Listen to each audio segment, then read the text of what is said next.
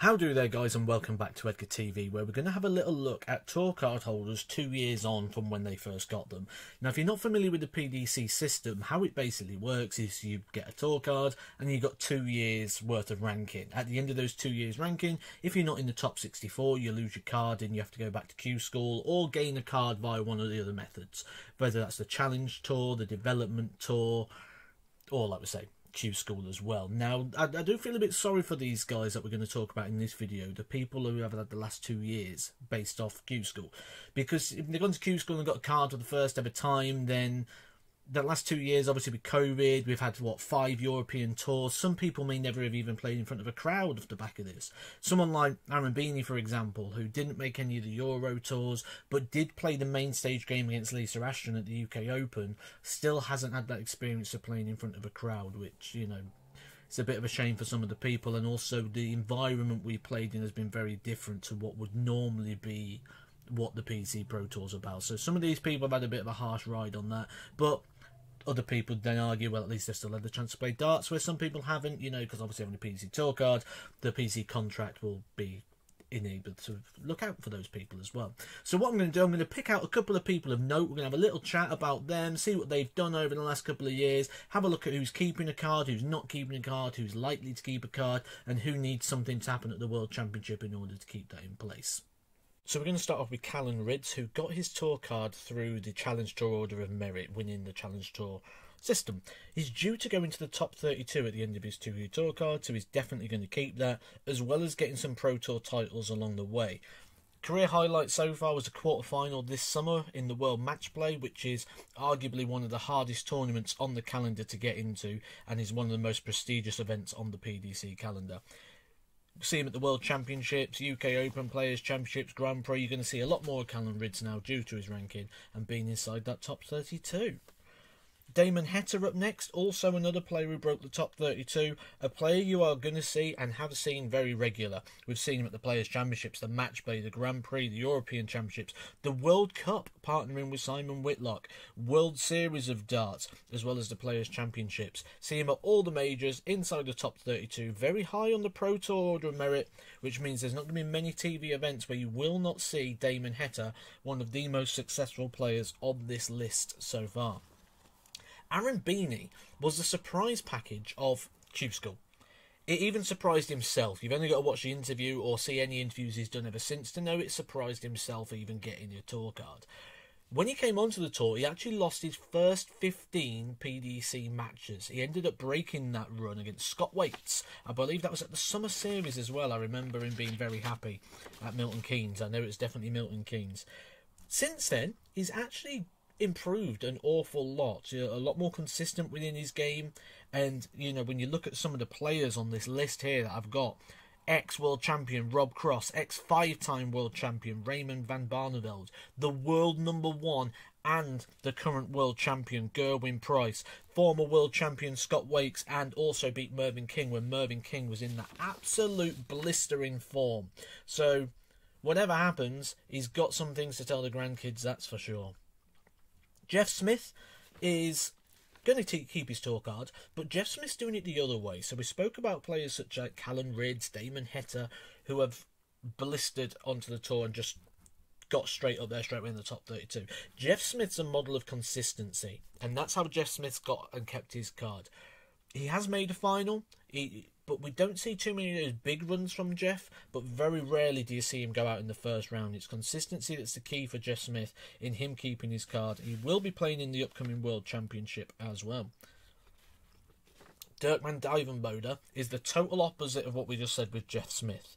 So Dirk actually lost his tour card at 2019. At the end of that, I remember him being quite dejected at the World Championship qualifier when he went out and he lost his card in 2019. He got his card back and instantly within one season got himself up to the top 32. Runner-up at the Grand Prix. We've seen him in the Players' Championships, the Euros, the Grand Slam, the Match Play, and obviously at the World Championship as well. He's becoming a regular figure on the TV and quite regularly up at that 100 average as well, which you wouldn't have thought in 2019 when he lost his core card again at the end of that year.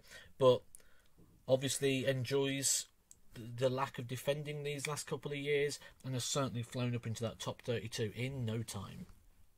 So up at the side of me here is a list of the players who did not manage to defend those tour cards, who definitely haven't defended the tour cards. There may be more to add to this list at some point, but we'll just have a little look through. It's not a spelling test. I know I've probably spelt some of these wrong, so don't jump all over. Actually, whatever, you know. But anyway, Jesus Nagara was one that was surprising me a little bit, because when we looked at him on the Challenge Tour that year, he was absolutely bashing in 100+ averages all the time. Didn't transfer that to the Pro Tour. He's lost a card there. Kieran Tierney has had a couple of injury issues. We know he missed a couple of events at the end of last year to sort of recover from them. Kai Fang Lang was one who was doing very, I mean, Q School, people still talk about it now, the averages he was hitting there. It was unfortunately not keeping one, especially when we look at how he started the Pro Tour season as well. He was quite deadly early on, like running 93, 94 average for the season. So surprised to see him on the list there. Carl Sedlacek, expect him to get one back. Seidman, I've not really seen him around, so I'm guessing he hasn't really played too many events. I'm guessing he's probably down the same road, sort of like what Robert Marjanovic, the issues he's had. Ryan Murray, I think, will get one back as well. Atkins, that's Martin Atkins, but not the old BDO Martin Atkins, the Lancashire version.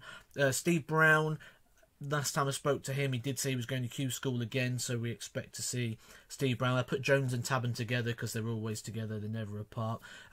Pennell missed most of the year, didn't really come during the COVID time, so no surprise to see him on the list as well. That brings us to this list of players who can be safe, are likely to be safe, but are not currently safe due to the World Championships. So we won't know until after the Worlds. That's Brad Brooks, Ryan Meeke, Nick Kenny, who I had that really good game with last week. Scott Waits is not in the World Championship, but he is currently 5 places inside the tour card race, which means he's going to need 5 people to outperform his ranking at the World Championship. I think Scott Waits will be safe, but it only takes a couple of wins here and there and people will fly past him. And also Lisa Ashton, the first ever PDC tour card holder, who is a female, needs a couple of wins at the World Championships as well. And then that brings us to our list of people that are safe. Now, what they get is they get a 1-year extension to their tour card. So they don't get a 2-year tour card now. It's a 1-year extension. And what will happen is the money they defended, well, they won 2 years ago, they're now defending this next year in 2022. So if they, in the UK Open, let's say they earned £5,000, and this year they earn £2,000, that means they're going to lose £3,000 off their ranking, despite the fact they won 2. 2 years ago they won 5, so you lose that 3 difference. It doesn't mean they've got to pay the money back, it just means it comes off their rankings. So those players are Jeff Smith, Jason Lowe, Adam Hunt, who is in the same category as Dirk van Dijvenbode, who lost his card at the end of 2019 because I beat him in the World Championship final qualifier. And then the same thing, he said, oh, I've got to go back to Q School, and then came back, got the card straight away, had a good year and a decent year again this year. Safe now for 2022. He's out of the way of that about Damon Hetter, which we know about. William Borland.